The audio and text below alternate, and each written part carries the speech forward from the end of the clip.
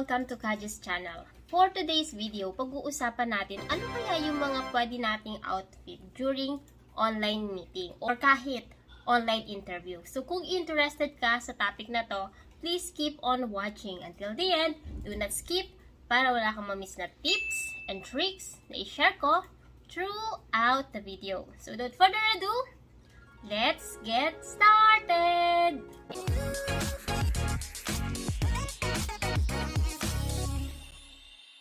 Kung bago ka lang sa channel na to, I'm Kaji, Virtual Assistant, Executive Assistant, Bookkeeper, Accountant. So kahit anong work pinapasok ko, basta't online, kasi online job is, say it with me, amazing!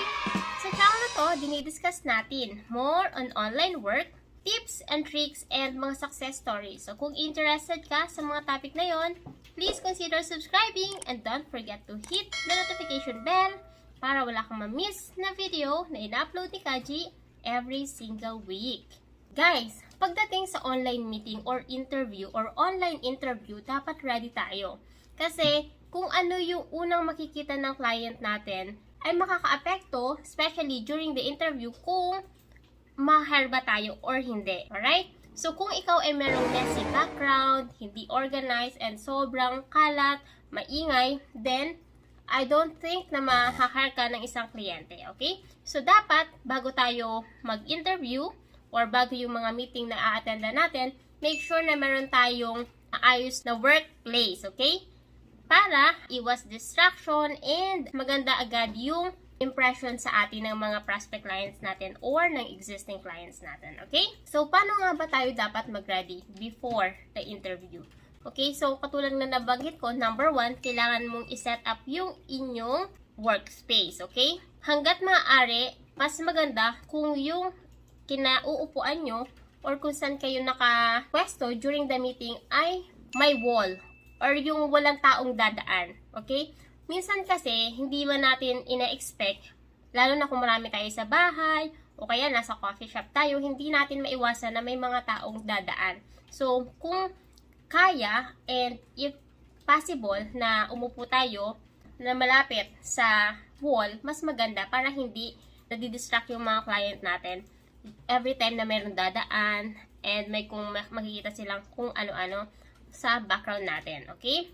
And halimbawa naman, wala kang ibang space sa bahay nyo na pwede kang makipag-meeting na merong wall behind you. So, ang isasuggest ko, gumamit kayo ng virtual background, which is useful naman kung medyo messy yung likod nyo, maraming dumadaan, and then, kung gagamit kayo ng virtual background, magiging okay yung background during the meeting, okay? So, ngayon, pag-usapan na natin, ano-ano ba yung mga common na damit na ginagamit ni Kaji during the meeting?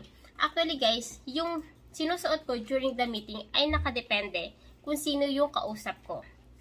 Kapag during the interview, syempre, first time mong makakausap si client, di syempre, kailangan mong mag-dress ng maayos, okay? Kahit yung pantaas lang, no need na dun sa pambaba, okay? Kasi ang kita lang naman sa atin ay half ng ating katawan. So, make sure na hindi ka naka-sleeveless, hindi ka naka-sando, hindi labas ang cleavage, or kung ano man, ang mahalaga dapat professional or casual, okay? Hindi naman kailangan na as in bonggang-bongga. Halimbawa, meron ka ng damit na galing sa corporate mo, as long as professional or casual yan, pwede na yan, okay?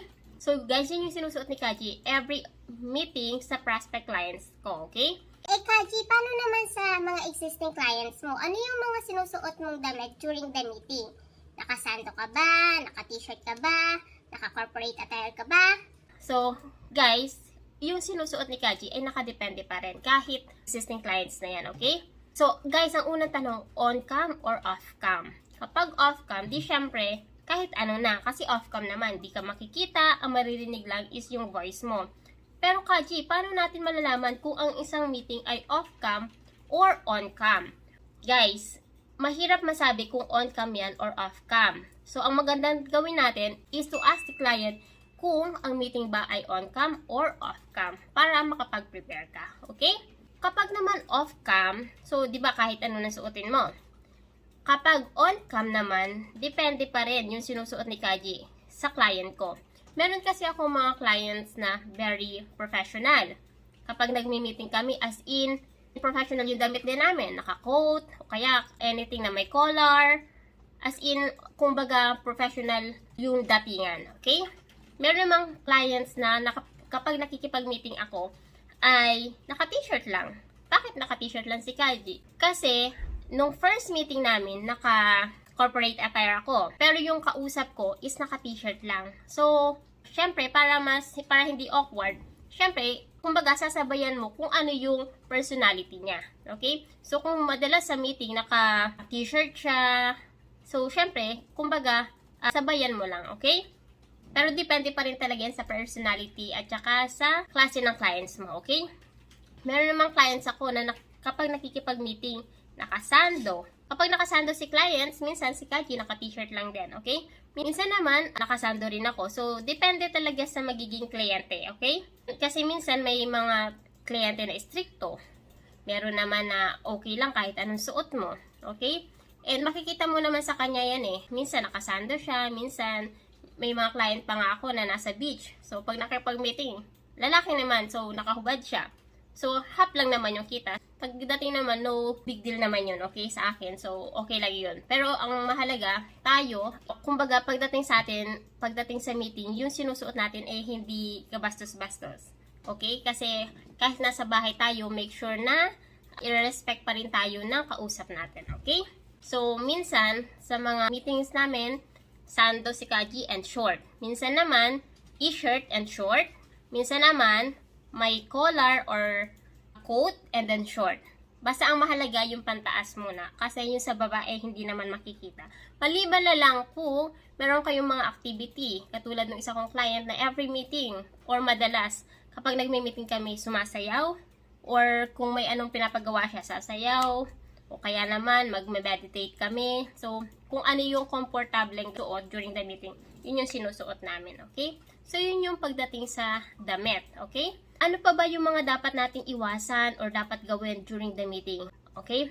During the meeting, sa mga existing clients nyo, do not multitask kahit kaya mo, okay? Bakit?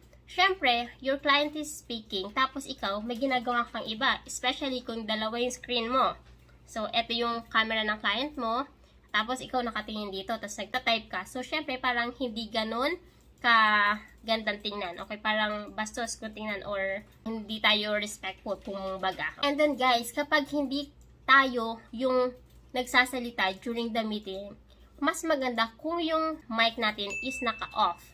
Okay? Para hindi naman marinig ng mga client natin or ng mga prospect clients natin yung mga background. Let's say, yung kapatid mo nagpi-play ng music, o kaya naman may aso yung kapitbahay na tumatahol, o kaya mga anak nyo na pasaway na sumisigaw during the meeting o naglalaro, hindi natin maiwasan yan. So, make sure na kapag may meeting, i-mute nyo yung inyong mic kapag hindi kayo nagsasalta. Kasi gusto nating maiwasan yung, halimbawa, nagsasalta yung client, or yung prospect mo. Tapos may narinig na tahol ng aso. So, syempre, mag-curious siya. Aso mo ba yun? Anong breed ng aso mo? Yung pusa, kanya sa'yo ba yan? Or ano, ganyan, anong kulay? So, ayaw nating mawala yung mismong main topic sa conversation. Dahil sa mga naririnig nila sa background natin. Okay?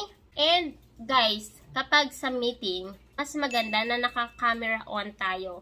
Okay? Especially kapag first time nating mamimit yung kliyente. And then, kapag naman existing client na, then, syempre, make sure na ita-turn on mo pa din yung camera mo. Lalo na kung naka-turn on din yung sa camera ng kausap mo, okay?